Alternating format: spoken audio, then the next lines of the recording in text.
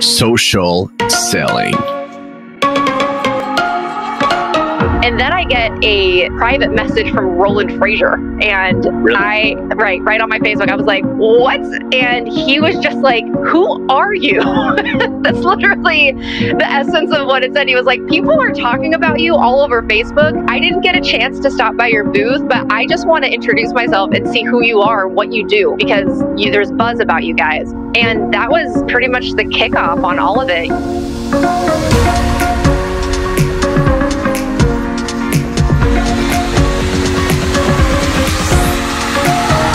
My name is Antoine Gagné and I'm very happy that you join us today for a new episode of Social Selling. Creating a podcast or even a vlog can be a powerful content strategy for your company. But now, what do you do after you release your podcast? What do you need to do after you posted your video on YouTube?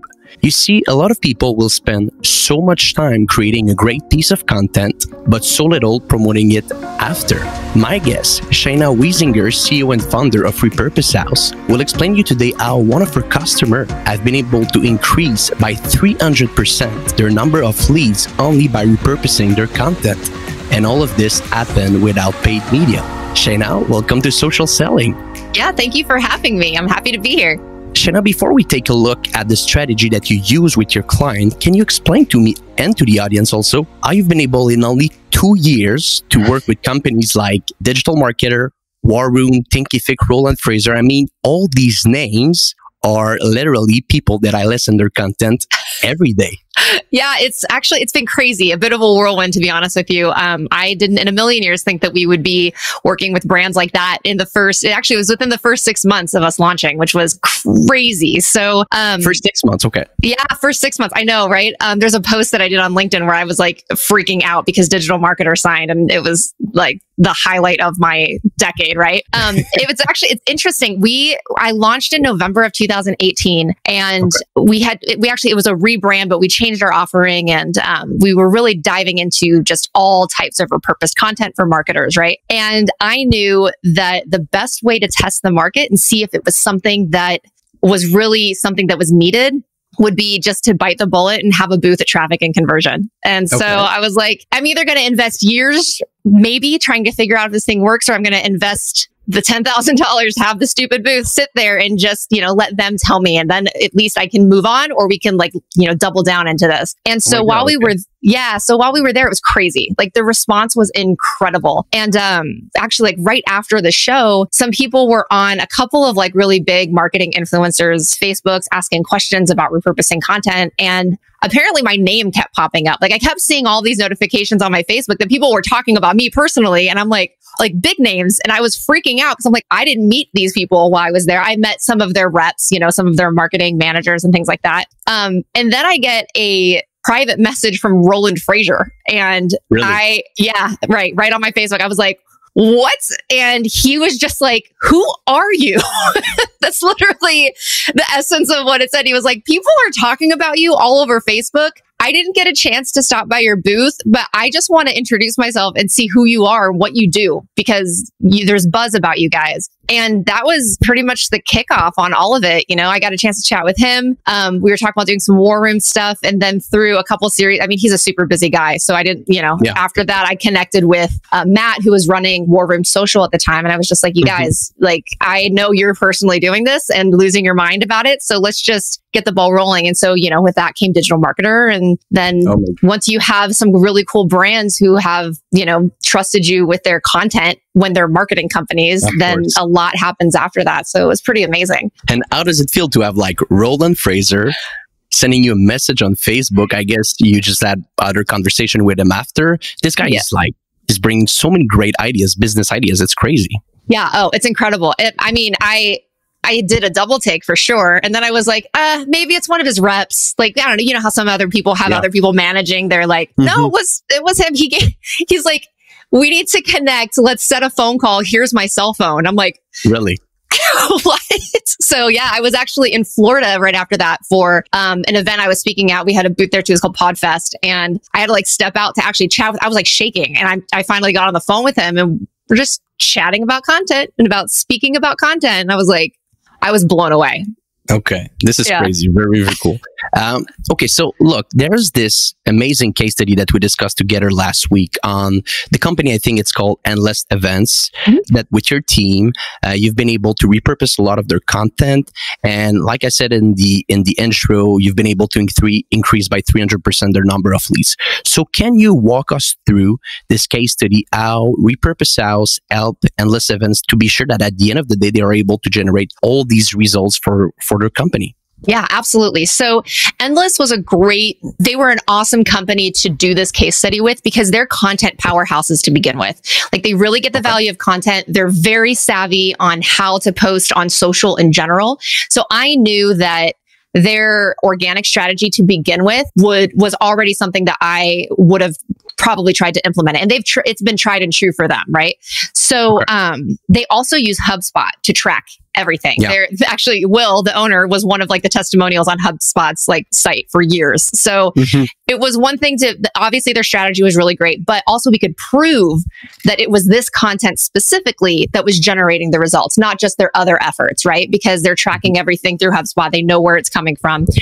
So it was a really perfect storm for us to be able to have real stats, real numbers, and show that it came from this particular content. So they had a show that they were already doing. It was a weekly show. They're in the events industry, so they create large scale events. The people they have on their show are all industry influencers in the event space. So a lot of names that people who are in that space would know and recognize. It's gated content. So it's not like you can even go to the site and just watch the episode. You literally have to type in your information to actually view the full length content. So there's already a barrier there in giving long form content that they want your information before you're even going to look at it. So I was like, well, this will be interesting because this is a little outside of what we normally do. It's usually just sending people to a landing page with long form content that's available. But it was interesting because actually the more he asked for regarding their information, the more fields they had to fill out, the more opt-ins he would get just in general. He learned that like prior, which I thought was really interesting. So he just kept adding random fields like, what's your business name? What's your email address? What's your phone number? I'm like, what's your blood type? I don't know. But they started asking all these questions and people started to engage a little bit more. But just little friendly tip, if you have gated content, don't be afraid to ask for info because apparently people want to give it when they're excited to see what it is you're going to give. But anyhow, they did this weekly show, long form industry influencers, and targeting B2B space, right? Targeting the event, B2B. So large scale events. So lots of businesses who put on like Comic-Con is one of their clients, and or was it that at one point? Just really, really big events. And so they have people who put on these events who would be really interested in this types of content. So we took one episode they'd have one episode a week, but we only repurposed it one time. And when I say one time, each episode, we only pulled a 2-minute clip, up to 2 minutes, of something really impactful that somebody on the show said. And we turned them into 7 different assets. So we did a square video meme, which is essentially the video in the middle, right? Headlines talking about what that episode or what that little clip is about. Captions, because captions are super important on social media. 85% of people on Facebook watch video with the volume off. So if you don't have captions on your video content, you're missing out on everybody, basically. And if you think LinkedIn is better, it's not, because we're all professionals on LinkedIn. 80% of people don't listen on LinkedIn. So you have to have captions. So we basically did all the best practices, headlines, captions, things like that. Square is going to be for your feeds, anything you scroll with your thumb. So like your Facebook feed, your LinkedIn feed, things like that. We did vertical for stories and IGTV. And then we did a landscape version also, so they could upload it to YouTube as well, that small micro clip as a piece of content. But then in addition to that, we did little quote cards. So whatever that industry influencer said that was so awesome, we did like up to 25 words of that quote, put their face on the, image, and did that in the 3 different sizes also. So they could post those to stories, they could post those to feeds, all across all the different platforms. And that was pretty much it. We only did 1 per episode. So it's not like we turned one episode into like 5 different 2-minute clips, just the one clip, but repurposed all the different ways. And their engagement was crazy. Like their social media engagement was already very good, but it went up over 50%. Their site visits went up 138% over 90 days just from these clips. And their opt-ins to the content went up 300%. So actual contact info. And I'm curious because, like, I look at their social media presence. I think they have like over 20,000 people on Facebook right now. Do you think that most of this strategy, like repurposing content on a daily basis, on a weekly basis, is something that can be done also if you don't have a big community on social? Or if you don't have this big community on social, can you do it, but you need to put paid media behind it? Great question. So there's a couple of different answers there. So you can put paid budget behind anything, obviously, and grow your audience and make that large. Obviously, the best case scenario is we don't put money into it and we get an audience, right? And we get results. One of the great ways to do that is to have guests on your content, because the power of cross promotion is huge. So if you have, right. And so I think that's a big part of what made their content successful, is because they have these massive industry influencers. Will, the founder, is obvious. He's one of the big voices in that space to begin with. So he's kind of an authority, but ultimately, like, the audience exists and they grew the audience. So it's not just like, okay, we have these 20,000 people that already look at our stuff. We're talking new opt-ins, new contacts grew by 300%. So somehow that word was getting spread. One of the things that they did was obviously, tagging the people who are in the content, making sure they're sharing the content as well, because now their audience is your audience, which is great. Because anytime somebody who's in the piece of content shares it, comments anything, now it populates on their feed on all the platforms. But they utilized groups really heavily. And like, that's a really like tightrope to walk, because the vast majority of groups have these rules that you can't self-promote. So it becomes a struggle. So they really had to know what the rules were on all of the groups. But what they've done to kind of get around it is they contribute heavily in those groups as far as giving advice, thoughts. They comment on a lot of stuff. So they're very active and they give, so that when they do post something that has their logo on it, there's a lot more leniency, as opposed to them just consistently posting about themselves or their own content. The admins know that they're heavy contributors, and so they can kind of get away with a little bit more, which honestly, if you're in a group and you have an expertise, that should be best practice anyway. You should constantly be contributing and offering your insight. So really, it's just they do what they're supposed to do. That's like it, Okay. Interesting. And so you mentioned they were doing a weekly show. You repurposed one piece of content. And how long did it take before they started to see some results? Was it right away, or it took like a couple of weeks? Can you tell me more about that? It was pretty immediate. Like when you look at the case study, and I know they're not looking at it right now, you see the HubSpot graph. And it's crazy. It starts to climb like immediately. It's 90 days and you see it, and it goes from like pretty flat line. I mean, not flat line. They still had engagement, but then it pops pretty quickly. And then it just sweeps up. And obviously it got bigger over time because traction and consistency and things like that. But it was almost immediate, which is pretty amazing. And I have a question for you regarding HubSpot. Okay, so usually I see a very good tracking system for paid media efforts, but I think it's one of the first time that I see a company tracking all their organic efforts. Is it something that you see with your clients quite often? People track what they're posting every single day without necessarily putting paid media behind it? Unfortunately not. So, I mean, I wish that they did, because then we could prove that we help everybody, right? Yeah. A lot of people are just putting their faith in organic content works. Fingers crossed. Yeah, they feel like there's an uptick, and there is. I mean, you should be putting out that type of content consistently anyway. I wish more people tracked as heavily their organic efforts, because the thing is, organic effort still isn't free. You're still committing time, energy. Time is money. Whether you have staff helping you create these assets or you're, outsourcing them, it still costs you money to do it, not just the ad spend that you're putting behind it. So if you have the capability to track organic content, it could be hugely beneficial, because you may see that some of that content does way better than you anticipated, and you can leverage more time and resources to doing more of that instead of just, throwing more in an ad budget, that if you can actually look at all of your metrics and know what's performing, you can really see that if organic works for you, then load more resources into it. Why not? Yeah, totally. Okay, so interesting. I have a couple of questions for you, Shaina, okay? Sure. You mentioned that this company, Endless Events, they were doing a weekly show, okay? And my question for you is, will the strategy change if you're big content is a podcast instead of a video? Like, do you have special strategy based on the content that you repurpose, or usually that's the same formula from one content to another content? Yeah, great question. So it's literally anything long form, quote unquote, pillar content, right?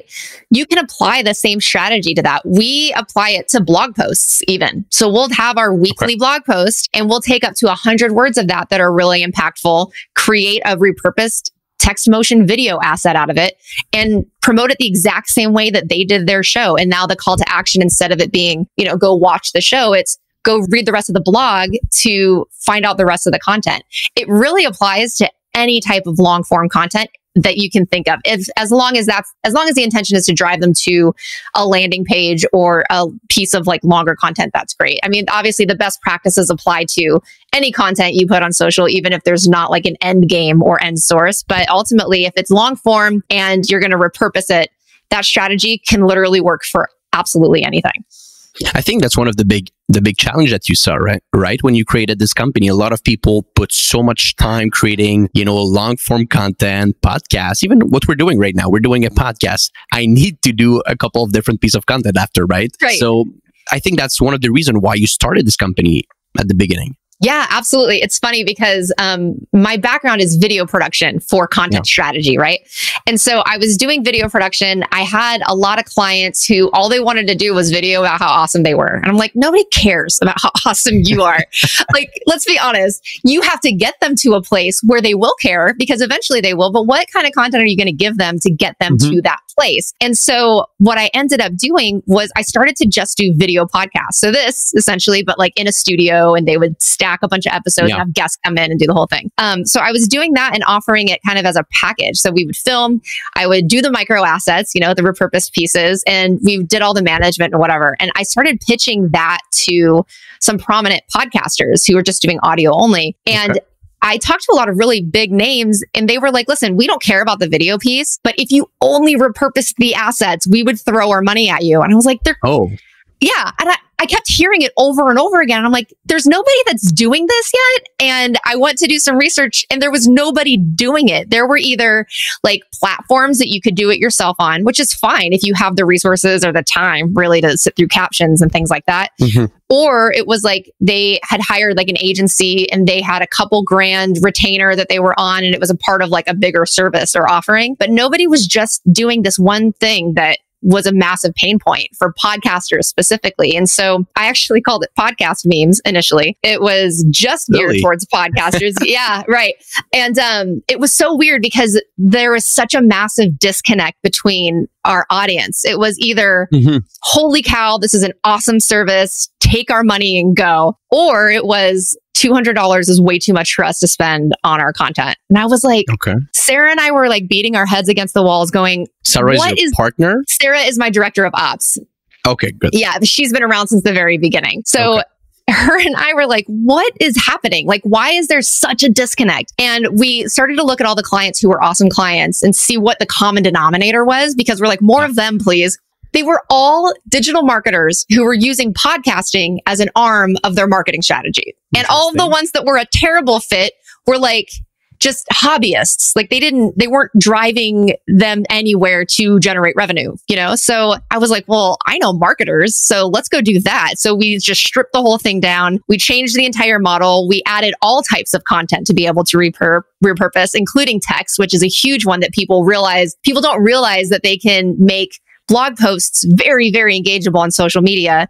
And then we rebranded, and now it's RepurposeHouse. So, God. Okay. Interesting. So look, you mentioned a couple of things. One of the things that I want to know from your experience, how many times a week a company like Endless Events, your company, my company, should publish content? Like, is it something that we should do every day, every week? What's the ideal frequency that you think a company should publish content? It's a really hard question to answer because it really depends on your resources. My biggest rule of thumb is obviously you need to be publishing a lot. Like the the lifespan of social media posts are so short. I think the longest one, a LinkedIn post gets the longest lifespan on a feed, and I think it's only 24 hours. And then it goes backwards from there. It's like 4 hours on Twitter, 12 minutes on Twitter, or something obnoxious. So let that be an indicator of how often you need to be putting content on social. But like a company like Endless, he has leveraged his entire business on content. Like he has exploded because he gives content. He's got like 4 podcasts now. He actually pulled all of it in-house because we could he had like 4 or 5 subscriptions with us at one point because they couldn't even generate enough themselves. So for him, it just made sense to bring it in-house and just have a team do it for them. But like he's doing it as consistently as humanly possible, daily, multiple times daily. And it works. And it works, but not everybody can do that. So let's live in like a realistic world for a second. If you can be really, really great at making your content super impactful on social media, just be really, really good at 1 or 2 things. Like pick the things you want to make awesome, whether that's your podcast repurposing and making sure that those assets look really clean. And then pick the platforms that you know for sure your audience is living on and start with them and do them very well and very consistently. So like, for instance, my audience, I leverage LinkedIn heavily and Facebook. Yeah. I don't have a very, very young demographic. I'm not selling to like tweens or anything like that. I have, business owners and marketing people. So those 2 platforms make sense for me. Depending on what you're selling, maybe TikTok is a great platform and Instagram. Yeah. So just pick 1 or 2 and do it really well and really consistently. And then when you get in the flow of that, then you can start tacking on, because the problem is people become overwhelmed with how much they need to be putting out there in all of the places, that it's unrealistic to think you're going to be like, okay, let's go 7 platforms later, 8 times a day. Like there's no way it's going to happen. Yeah, of course. It's a good answer, but there's one thing that I saw, and then you mentioned you're very, very present on LinkedIn. One of the things, you create a lot of content for your personal brand. Okay. So, and the question that I do have for you, do you think that, let's say you start from scratch your content game, it's better to work on your personal brand more than your company brand? Because it's 2 different things. I see most people, sometimes they have more traction with their personal branding. So I want to hear you on this. What do you think is best to start your content game? That is an awesome question, especially if you're just starting and your business doesn't have a huge following. You will always get more eyeballs with your personal brand, with your personal profiles. Because Facebook is pay to play, first of all. So, I mean, I think it's like, it's like 0.5% or something stupid. I know it was like 12% at one point of your audience will even maybe see the content that your business page posts. But you get much more viewability on a personal profile, right? And for LinkedIn, for me specifically, my audience is much broader than RepurposeHouse's audience on LinkedIn. Also, I'm a human being and not a brand, and people want to do business with a human as opposed to a brand. So for me, it's an easy segue to be like, listen, I know about content and making sure that it looks great on social media, and I can train and educate. And then people are like, oh, well, wait, what's this company she keeps talking about? I need whatever it is she's talking about. And it's a natural funnel into the business. Whereas if they don't already know the brand, then they don't it's difficult to get attention initially, unless of course, you're building campaigns and putting budget behind it initially. But when you're first starting out, the best way to get viewability is going to be through your personal brand, because the likelihood of you having a bigger audience than your brand does is probably pretty high. Okay, interesting. And in the case study that we were looking at before, I think, and correct me if I'm wrong, Endless Events, they were not doing any paid media, right? Only organic? I don't believe so. I know that the vast majority of their content strategy is all organic. Yeah, okay, crazy. Generating that amount of leads only with organic, this is crazy. It's bonkers. And one thing that I want to know, your other clients, are they usually using paid media, or, they will only hope that maybe with their organic reach, they'll be able to generate opt-ins, generate leads, generate sales? The vast majority are using the assets that they create with us as organic content. Really? Yeah. I mean, and you can use it as paid. We make sure that you have the thumbnails and things necessary to do it. But the majority of them are just using as give content, just educating and answering the questions that everybody asks you in your business. That's the vast majority is just organic content. Interesting. I didn't know that. Okay. Yeah. Very cool. And what do you think is the process, let's say, to start a long format? Okay, so you're a company again, you want to create content. You said everything starts with a big piece of content? There's a couple, like you can do blog posts, podcasts, vlog. Where do you think it's easier to start? Is there something that people should prioritize? Is there a step-by-step? What are your thoughts on that?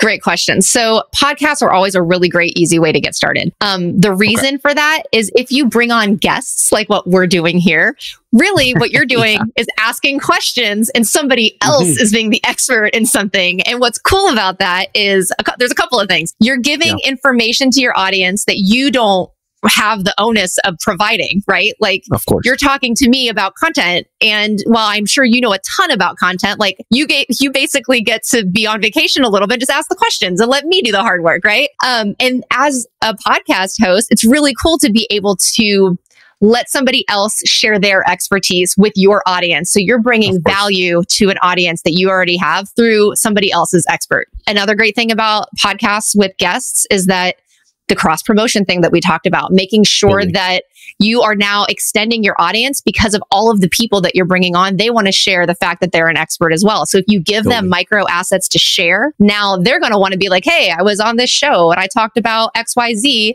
as an expert. Nobody doesn't want to be like validated that they're an expert in their field. Another really, really great thing about podcasts, actually, one of the reasons I started the Content Coalition was literally just for the relationship building. That's it. It's crazy, right? Podcasts to create relationship. It's crazy. If the episodes never saw the light of day, that podcast was super successful for me.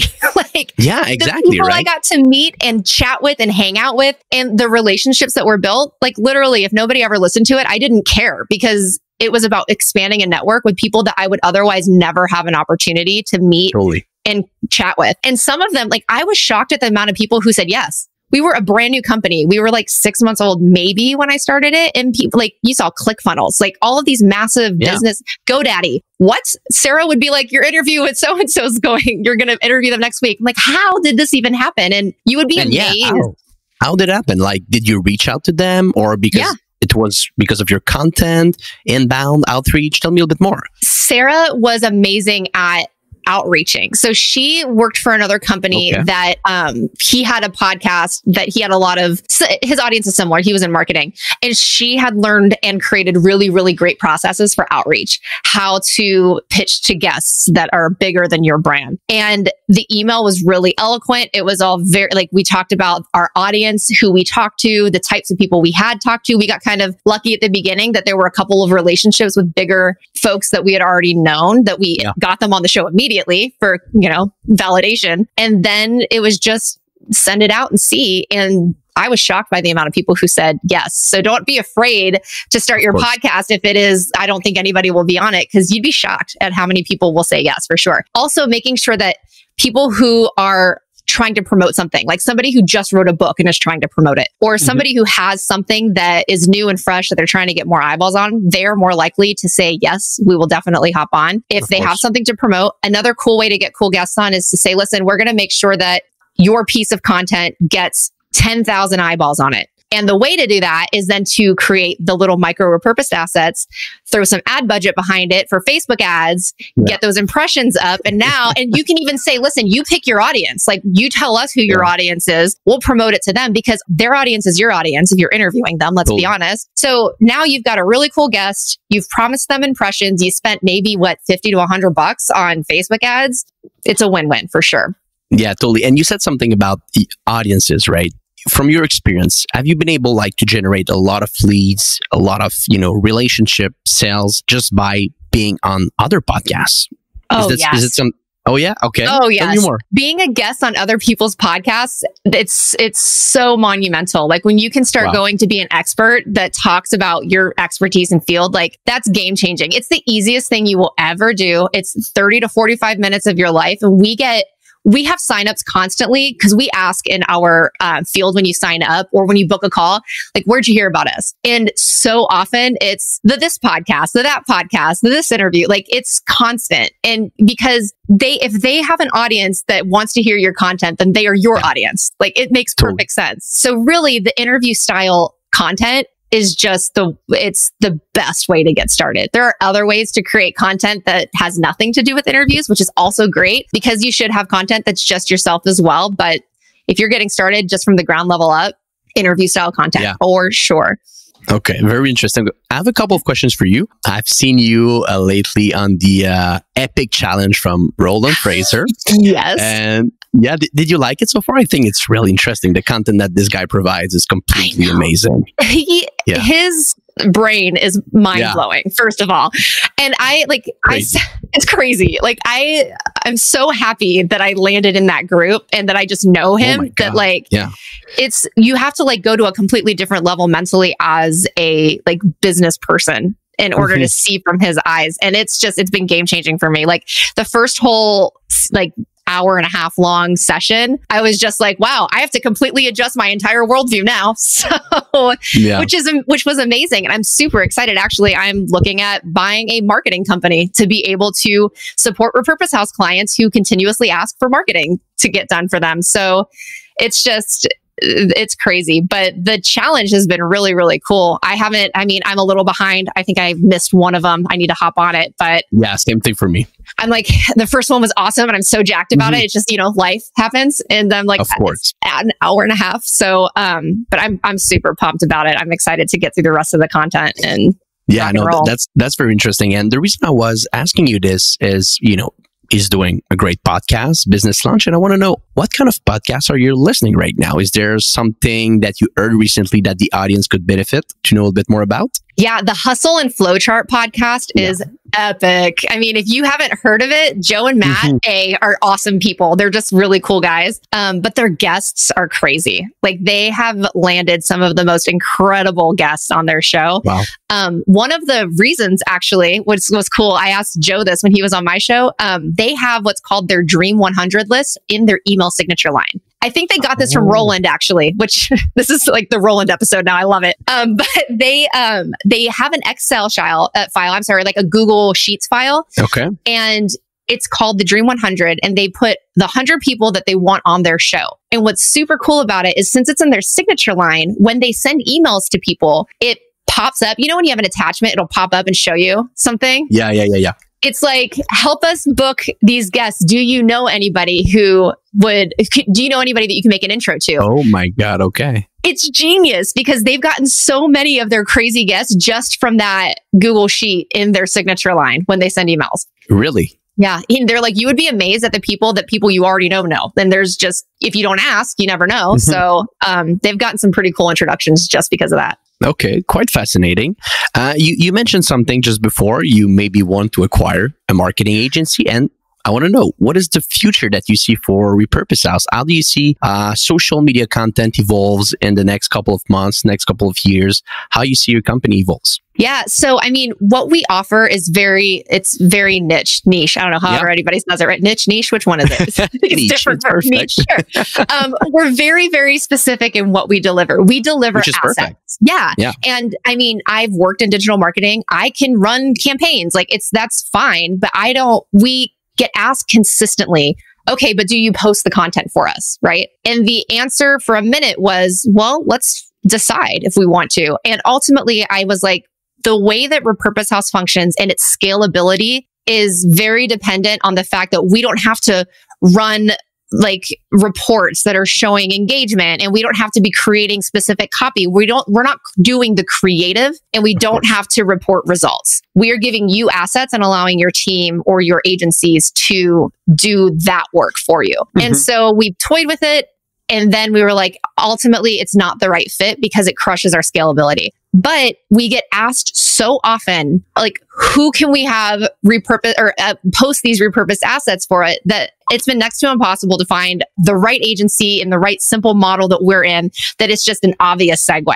And so since that's been such a struggle, when I started in the Epic Challenge, I was like, the first thing I need to buy is a marketing company so I can create those plans like I created these. They work like seamlessly. And then we have just a really easy segue to be like, yep, we do have this company's going to go ahead and do it for you. They already know your plan. They're already integrated. Go. And then it's a separate model. It's an agency that's already functioning. They already know what they're doing. I'm not starting from scratch. It's just creating a plan that works seamlessly with our company. And then what's cool about that is now they're already in the ecosystem. So when they need broader services, the marketing agency's already there. They're already plugged in. And then on the flip side of that, I spend way too much time doing marketing for Repurpose House. Like things that are a time suck that really I'm not best served doing myself. So having a marketing agency under the belt and saying, do what you do for Repurpose House, go. That would be a massive benefit also. So at least, at the end of the day, Repurpose House just can become the lead generation of all these people that come in. And then at some point you can offer them other services as well, not only these specific assets, but I don't know, running their campaigns, social media management, all these different things that they need to do with these assets after, right? Right, absolutely. And then on the flip side, vice versa, is this company should have a massive index of their current clients who also need to be doing what we're doing, because either they're doing it themselves and that's terrible, or they're not doing it at all and they should be. So we're the white label solution for that problem that the agency is facing. So it's really a win-win, because we work with a ton of agencies as a white label solution. So why not have an agency and be a white label solution, but also they're the solution for Repurpose House clients too. So it's super exciting. Once that popped in my head, I'm like, oh my gosh, that solves so many problems. Let's just go find a marketing agency and be done with it. So I'm super excited. Okay, so I guess Roland Fraser is always giving so many good ideas. He is. Follow him if you're not following him, whoever is listening. Totally. And, last question. If people want to know more about you, Shaina, more about Repurpose House, how does it work? Is it better to connect with you on LinkedIn, go on your website, filling out a form? How does it work? Yeah, so there's a couple of different ways. We actually have a really cool landing page that will show you, it's a quiz. It says how much can we repurpose your existing content.